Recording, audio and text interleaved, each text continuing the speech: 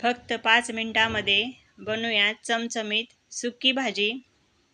तेलामध्ये जिरं मोहरी घालायची आणि वांगे स्वच्छ धुवून बारीक कट करून घेतलेले आहेत।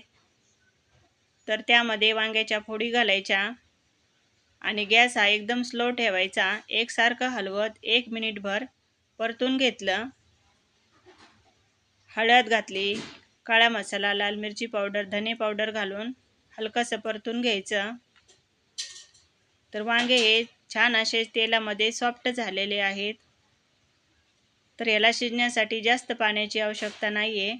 तर पाण्याचा चवीप्रमाणे मीठ घालून पाण्याचा एक शिपका द्यायचा आणि त्यावरती झाकण ठेवून मंद आचेवर एक वाफ काढून घेतली। तर वांगे छान असे शिजलेले आहेत। 2 ते 3 चमचे शेंगदाण्याचा कूट घालून मिक्स करायचं आणि शेंगदाण्याचा कूट आणि वांगे छान असे एकजीव होण्यासाठी थोडंसं पाणी शिपडायचं आणि झाकण ठेवून पुन्हा एक वाफ काढून घेऊया।